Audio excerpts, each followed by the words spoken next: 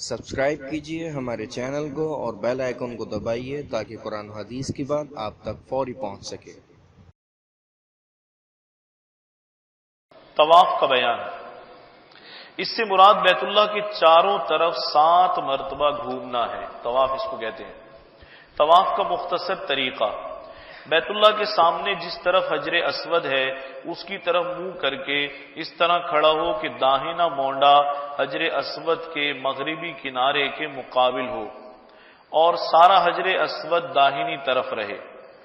اس کے بعد طواف کی نیت کر کے دائیں طرف کو اتنا چلے کہ حجر اسود بالکل مقابل ہو جائے اور حجر اسود کی طرف منہ کر کے حجر اسود کے سامنے کھڑے ہو کر دونوں ہاتھ اس طرح اٹھائے جس طرح نماز میں اٹھائے جاتے ہیں، یعنی کانوں کے برابر، اور ہاتھ اٹھا کر یہ پڑھے بسم اللہ اللہ اکبر لا الہ الا اللہ وللہ الحمد والصلاۃ والسلام علی رسول اللہ اللہم ایمانا بک وتصدیقا بکتابک ووفاء بعہدک واتباعا لسنت نبیک محمد صلی اللہ علیہ وسلم۔ یہ دعا ہے، اگر یہ دعا ساری نہ پڑھ سکتا ہو، کسی کو یہ ساری دعا یاد نہ ہو تو پھر کم از کم بسم اللہ اللہ اکبر ہی پڑھ لے، اتنا پڑھ لینا بھی کافی ہے۔ اس کے بعد موقع ہو تو جا کر حجر اسود کو بوسہ دے۔ یہ لکھا ہے موقع ہو، اس کے معنی یہ ہے کہ یعنی برداشت کر سکے، رش میں گھس سکے، دھکم پیل نہ ہو، تب تو چاہیے کہ حجر اسود کو بوسہ دے، اور اگر دھکم پیل ہو، جیسا کہ آج کل دھکم پیل کے بغیر ایسا ہونا ممکن نہیں ہے، تو پھر بہتر یہ ہے کہ صرف دور سے استلام کر لے، لوگوں کو تکلیف نہ پہنچائے۔ اس کے بعد داہنی طرف یعنی بیت اللہ کے دروازے کی طرف کو چلے۔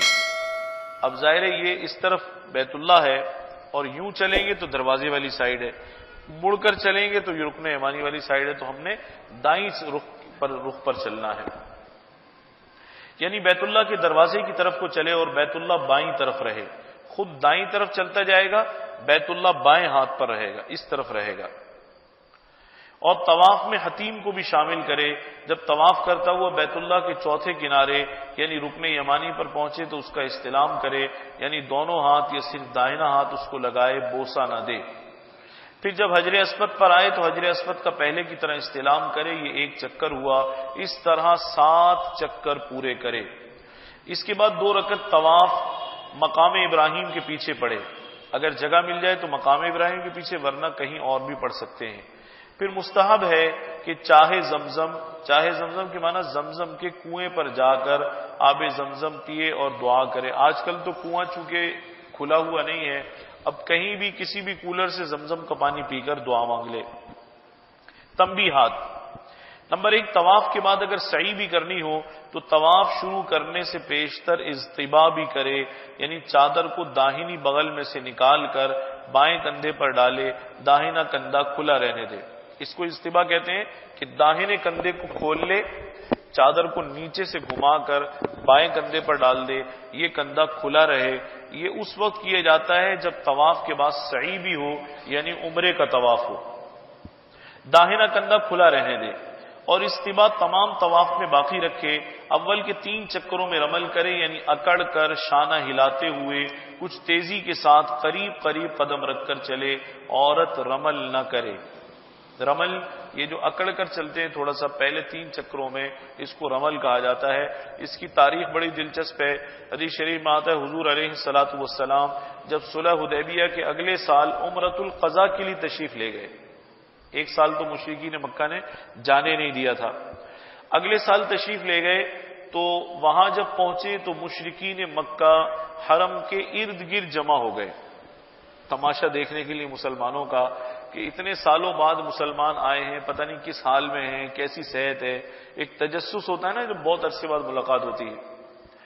تو مسلمان طواف کر رہے تھے اور مشرکین مکہ ان کو جمع ہو کر کناروں پر بیٹھے ہوئے دیکھ رہے تھے، تو کسی مشرک نے آواز لگائی کہ یثرب کی ہواؤں نے انہیں کمزور کر دیا، بیچارے بیمار سے لگ رہے ہیں مسلمان لاغر سے لگ رہے ہیں۔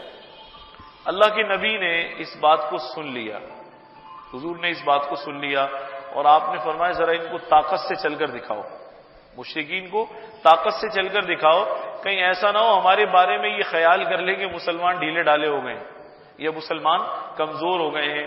تب سے یہ رمل کی سنت جاری ہوئی کہ جب بھی عمرہ کیا جائے تو اس کے طواف میں پہلے 3 چکروں میں رمل کیا جائے۔ نمبر 2، جب دوگانا پڑھے تو مونڈے ڈھانک کر پڑھے۔ اضطباء کے ساتھ پڑھنا مکروہ ہے۔ اضطباء صرف طواف میں ہوتا ہے۔ یہ جو کندھا کھولا جاتا ہے یہ صرف طواف کے اندر کھولا جاتا ہے، طواف کے علاوہ اس کو نہیں کھولنا چاہیے۔ ہمارے ہاں بعض لوگ یہ سمجھتے ہیں کہ کندھا کھولنا احرام میں لازمی ہے، وہ جیسے ہی احرام پہنتے ہیں کندھا کھول لیتے ہیں، ایک کندھا کھول لیتے ہیں۔ حتیٰ کہ کئی مرتبہ ایسا ہوا ایئرپورٹ پر لوگوں کو دیکھا انہوں نے کندھا کھولا ہوا، پوچھا بھئی کندھا کیوں کھولا ہوا ہے؟ کہنے لگے احرام پہنا ہوا ہے۔ تو احرام پہن کر کندھا اس وقت کھولنا ہے جب کہ طواف شروع ہونے لگے، اس سے پہلے نہیں کھولنا اور اس کے بعد بھی نہیں کھولنا۔ اس کے بعد اس کو فوراً ڈھک لینا ہے۔ جب 2 گانا طواف کے ادا کریں تو کندھے کو ڈھک کر ادا کریں۔ نمبر 3، طواف بیت اللہ کے باہر اور مسجد کے اندر ہوتا ہے۔ اگر کوئی مسجد حرام سے باہر نکل کر طواف کرے گا تو طواف نہ ہوگا۔ امید ہے اس ویڈیو کو صدقہ جاریہ کے طور پر آپ لوگ ضرور لائک اور شیئر کریں گے، اور مزید پرسرار پہلوؤں کے بارے میں جاننے کے لیے ہمارے چینل کو سبسکرائب کریں۔ یا کچھ پوچھنا یا جاننا ہو یا کوئی مشورہ ہو ہمیں ضرور کمنٹس کریں یا ای میل کریں۔ انشاءاللہ پھر ملاقات ہوگی۔ السلام علیکم ورحمۃ اللہ وبرکاتہ۔